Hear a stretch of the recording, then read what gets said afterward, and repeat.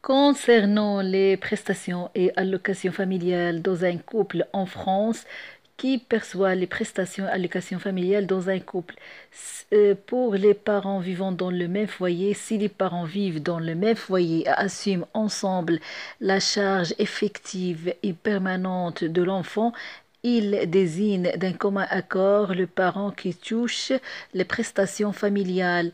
Il s'appelle l'allocataire.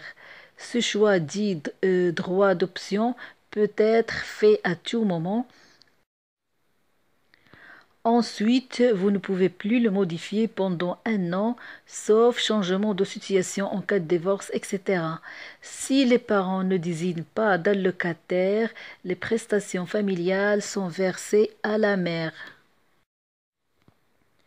Mais en cas de divorce, dans une situation, dans le cas général, en cas de séparation, les prestations sont versées aux parents chez lesquels l'enfant vit. Mais en cas de divorce, si les parents sont séparés, mais il y a une garde alternée. Mais dans le cas où la garde est alternée, c'est des règles particulières qui s'appliquent en cas de garde alternée.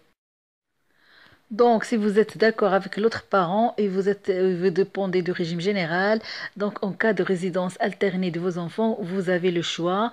Vous pouvez désigner le parent qui sera le bénéficiaire de l'ensemble des prestations familiales.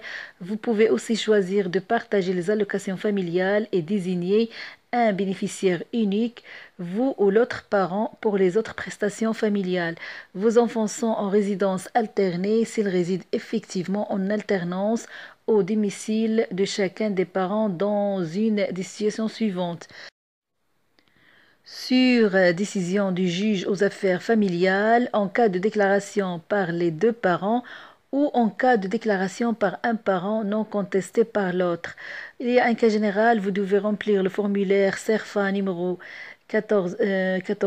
Il inclut la déclaration de situation et le choix du versement des prestations.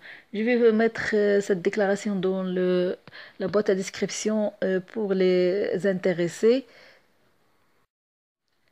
Donc, vous devez envoyer ce formulaire à votre caisse d'allocation familiale, la CAF. Pour connaître l'adresse de la caisse d'allocation familiale qui concerne votre ville, vous devez mettre le code postal.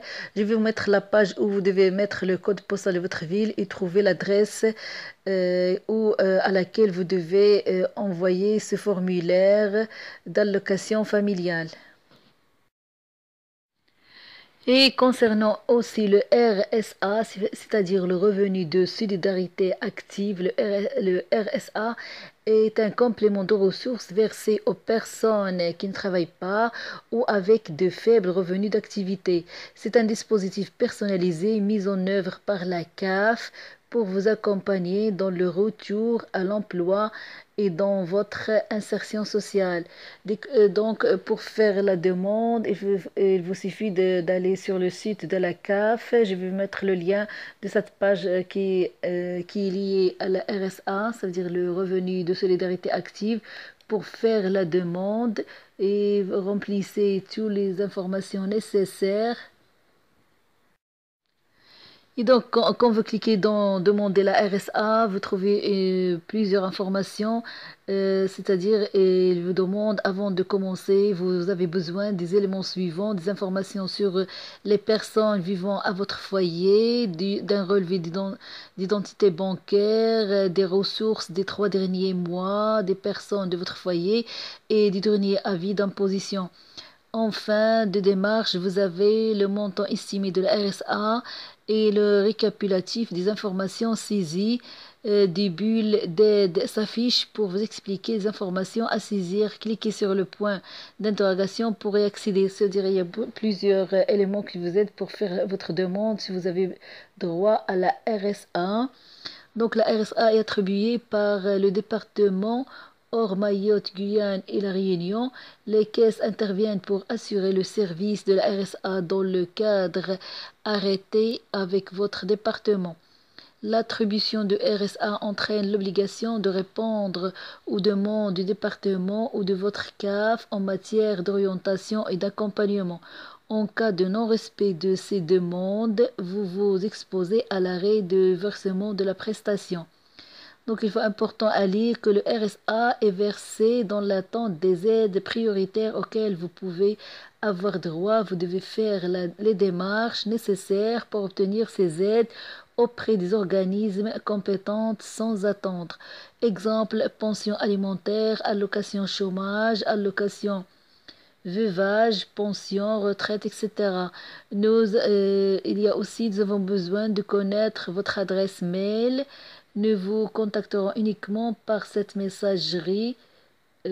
Pensez à la consulter régulièrement. Donc, pour vous contacter, il faut mettre votre adresse mail. Et ils disent encore que cette demande en ligne vous engage sur l'honneur dès que vous la validez. Ça veut dire qu'il faut donner les vraies informations sur vous. Donc, il faut pour faire la demande, il faut entrer dans ce lien que je vais mettre dans la boîte à description pour faire la demande de la RSA si vous avez droit. Et pour savoir si vous avez droit, vous pouvez faire une simulation pour savoir si selon vos ressources, vous avez encore droit à la RSA.